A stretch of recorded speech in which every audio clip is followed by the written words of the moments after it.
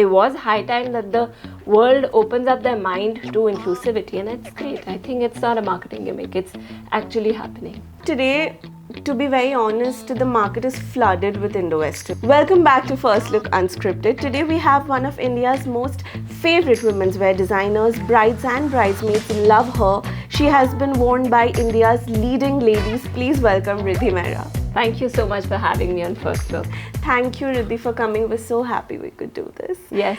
So, talking about your label that has completed over a decade, 12 years plus to be precise.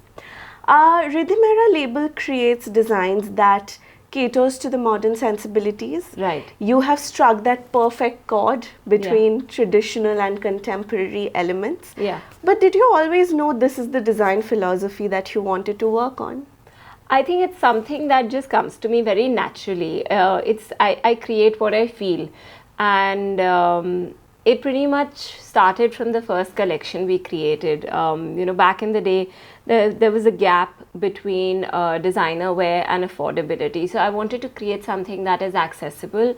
So basically, affordable luxury is something that we ventured into, and it just came to me naturally. I thought, why not venture into this whole Indo-Western sphere where we can use modern cuts and blend it with traditional crafts to form or start something that's very fresh in the market. Right. So, as you said, there was a gap in the Indo-Western wear industry. But right now, like after a decade, things are very different. Right. In fact, today, to be very honest, the market is flooded with Indo-Western wear. Right, absolutely. And India being one of the major wedding wear, in the countries, like we have a huge supply. There's a new brand popping up every day. Do you ever find it challenging to keep up with this constant race where there's always a new label coming up, there's always a new design? Quite honestly, I feel like competition is inevitable. It's always going to be there, especially in an industry like fashion. And I don't really see that as a negative. I feel India is a country with a very rich heritage. And there are a lot of talented people here who are playing with Indian textiles, with embroideries, bringing out different stories through their labels. So I feel it's great. I mean, it's great to have so much talent in the country, and I feel collectively this, this collective energy is helping us put Indian fashion on the global map. But having said that, like you said, the market is flooded with Indo-Western or whatever, with fashion. I feel like there is a lot of supply now, 100%, but finding exactly what matches your taste is still always a challenge. Right. So this brings me to my next question. One of your signature designs today we know is the ruffled saree. Yeah. It became such a hit on social media. I think that is something that really caught on with the new brides and bridesmaids. Yeah. It is so effortless. It is so Thank easy you. and so elegant. But where do you draw inspiration from? Because this was I think when the Ridhi Mehra ruffle saree, pre-drape saree came, it came as such a new concept, and now it is so widely accepted. Yeah. But what is your design process like? How do you get inspiration? My idea behind creating any design of mine is to basically keep just three factors in mind. I keep a modern muse in mind who wants to look beautiful, but at the same time be effortless. I don't want her to get restricted by the complexity of the outfit. I want it to be very comfortable. I want her to feel confident and beautiful in that at the same time. Funny enough, when we started the label, for a very long time, we were known for our signature Anarkalis. Back in the day, we never used to do sarees. So there was a point in time when I introduced this section of pre-draped sarees, and it just picked up really beautifully, and ever since, like, that's become our favorite, and I think everyone's favorite as well. Rightfully said so. Staying on the same topic, I think you have designed for so many brides. Today's modern weddings have become very different from what they were. Absolutely. Nobody follows a traditional color palette anymore. Nobody follows the norm. What are some of the trends that you have been personally seeing recently? Actually, I would say the color palettes people still follow, but the trends are changing. Like Right. I do see brides coming in and asking for maybe lighter outfits, not as heavy bridal as back in the day. In fact, I would probably talk about my own family. We have a wedding in the family, and my cousin's like, I want to wear something very light, something that feels me. Right. And at the same time, we did take out her mom's wedding outfit, Right. and that was elaborate, beautifully handcrafted, and just to see how trends have changed over time. But the color palette still remains the same.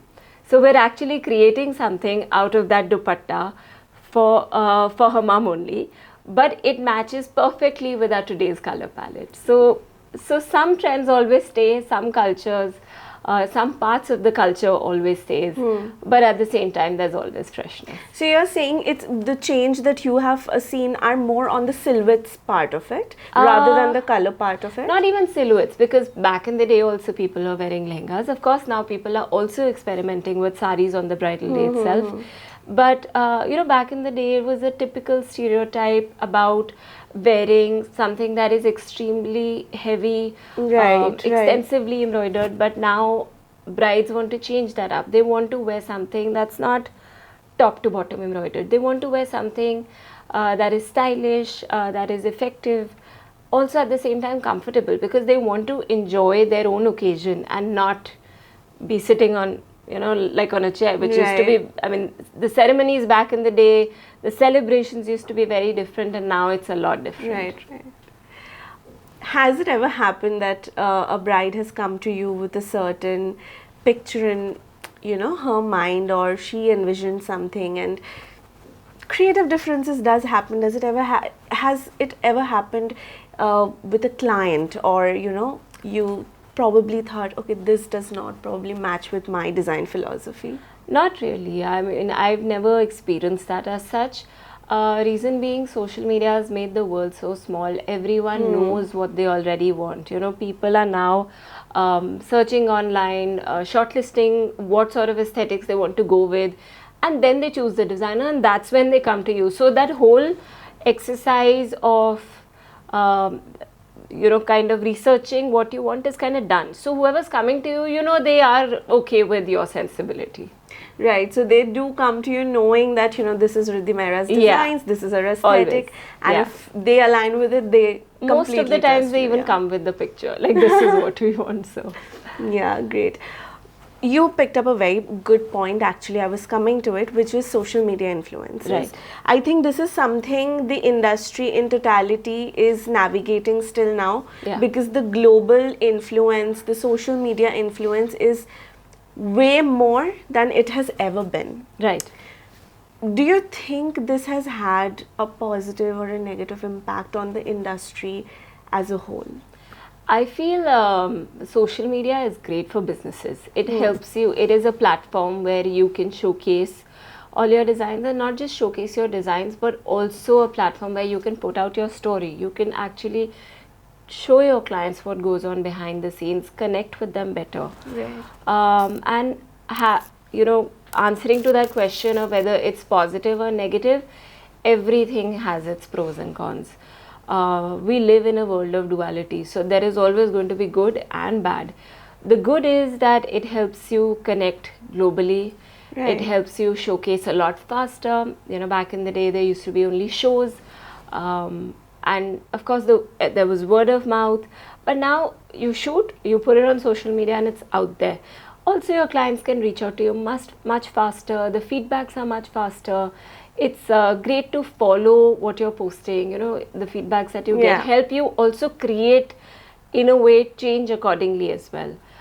Negatives, of course, I mean, there is a lot of social media pressure in today's date, creating new content. The number of collections have gone up.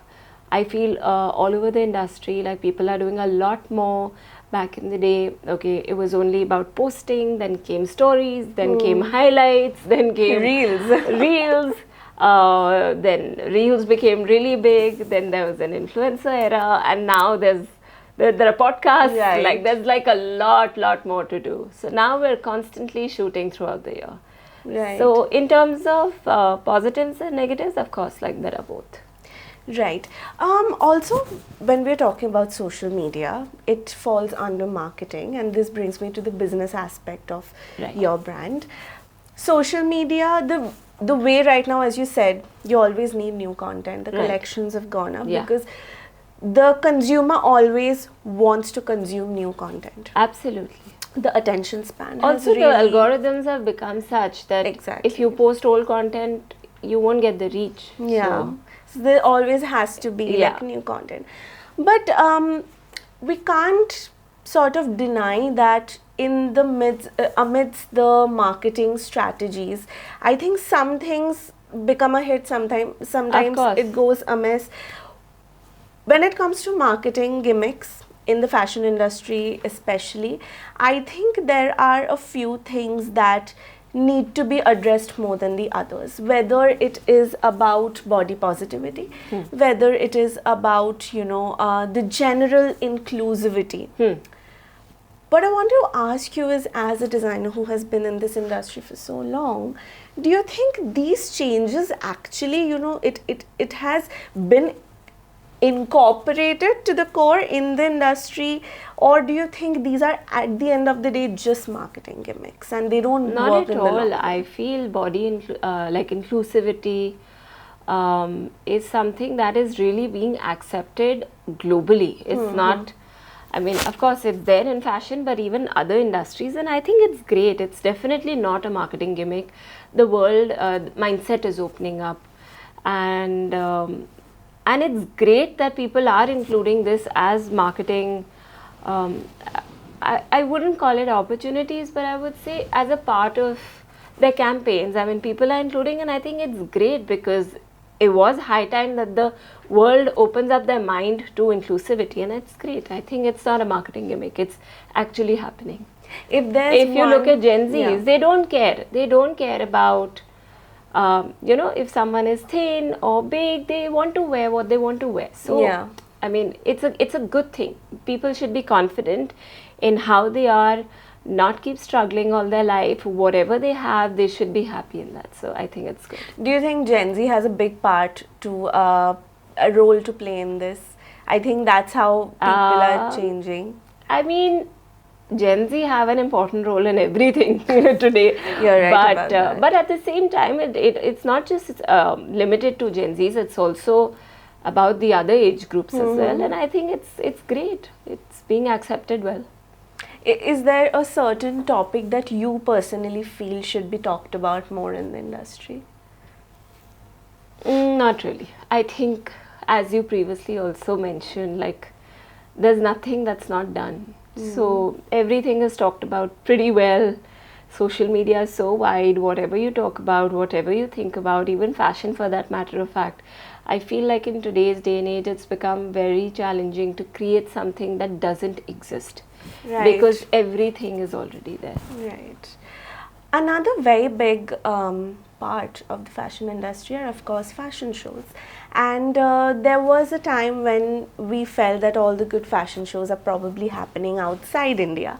Today, that's not true. The best of couture, the best of Indian craftsmanship is on the Indian runway, in Absolutely. fact. And while it's a very proud factor, there's something that we see in India a lot more than we see outside, which is known faces, especially celebrities. They come in the picture, and it's not just about fashion models. It's also about there are shows that work on a certain face value. I mean, as you said, everything has a pro and con. What do you think of this certain aspect?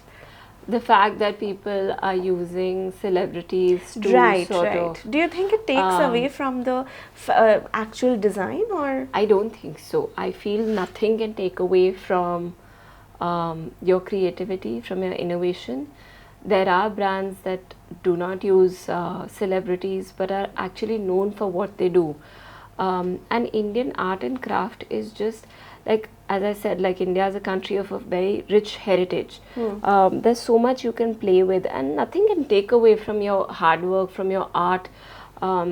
Celebrities are a good way to boost what you're doing, Right. but I definitely don't think it takes away.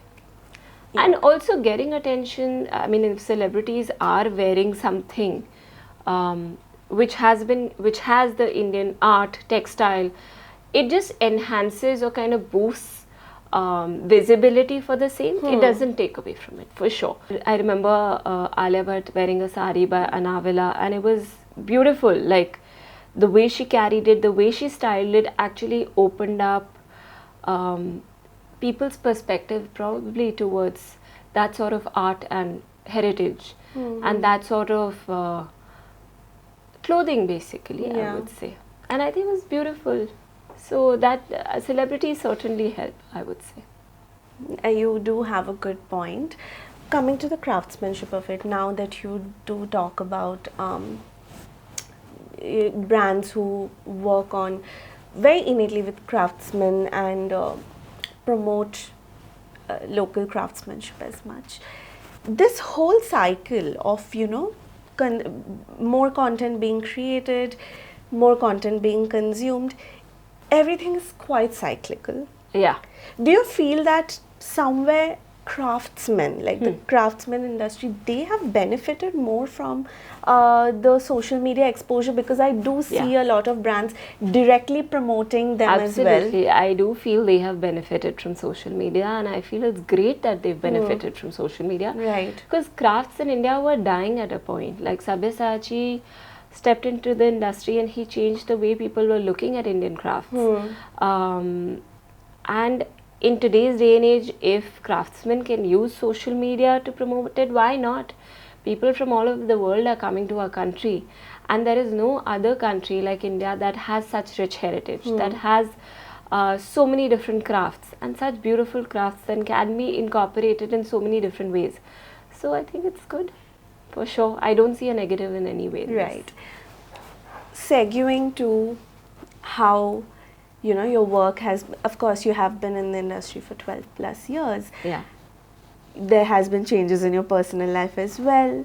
Has there been any certain point where you probably felt there was a challenge balancing your personal life and professional life? I do know Always. that this is a question a lot of women do get asked. Yeah. And while the question in general seems generic, there goes a lot of time, a lot of effort into just bringing that balance. Absolutely. I feel life has become very fast, and in every sphere you have to balance a lot, like, you know, be it in terms of being a wife or a mother or an entrepreneur. You have to basically create time to be able to look into every sphere. So definitely, I mean, there are only 24 hours in a day and you have to do a lot of things in that much time. So it is certainly hard, but it's also very satisfactory. Is there a particular mantra you have probably cracked to achieve that balance? Mantra, just be organized. I mean, plan well and be organized, and that's the only way forward. Ridhi, I wanted to ask something new that you have started, which is the menswear section. Right. For the longest time, you have designed women's wear. It is your forte. Yeah. Now that you venture into the menswear section, like, what is your thought about it? What is your plan about the design part of it? How are you visualizing it? You know, I was very skeptical about stepping into menswear. I wasn't very sure if we would be accepted or liked in what we do, and then we tried our hands for the first time this time, and the response has been beautiful. We've pretty much just stuck to our roots, which is being subtle. I feel for menswear that is very important, but at the same time have the grandeur in your outfits. So that's the philosophy we've stuck to for menswear. And it's been received really beautifully, and now I'm enjoying it, and now I'm enjoying creating more concepts for menswear, and the idea is to just grow this bigger while keeping in mind what people are liking and experimenting with new techniques. So now that menswear is a new venture for you, Yeah. in the coming few years, Yeah. whether it's 2 years, 5 years, Yeah. are you planning anything else, any other new venture or anything? Absolutely. There are a lot of plans in place. A little too early to say anything, but we are diversifying into other product lines as well. But I think that's something we'll probably disclose a little later. Okay, Ridhi, so this brings me to our last segment, which is the rapid fire. Okay. So I'm going to ask you a few questions and you answer Wow. with whatever comes to your mind first. Okay, sure. If you had to give one advice to a bride, what would it be? Be comfortable and enjoy your day. Lehengas or sarees? Pick one. Sarees for me, for sure. According to you, a year-round wardrobe must-have? Pajamas, always. If you had to live the rest of your life in a single outfit, what would it be? I think it would be a lightweight tissue sari that just looks regal and beautiful and is comfortable at the same time. And the last one, if you had to dress a bride for a cocktail night, what would you make her wear? It would be probably embellished sari with a beautiful drape and something that can trail, but at the same time not come in everyone's foot. So make her comfortable, but at the same time make her feel beautiful, grand. Yeah. Thank you so much for being here, Ridhi. I had a you. great time having this conversation. Thank you. Thank you so much.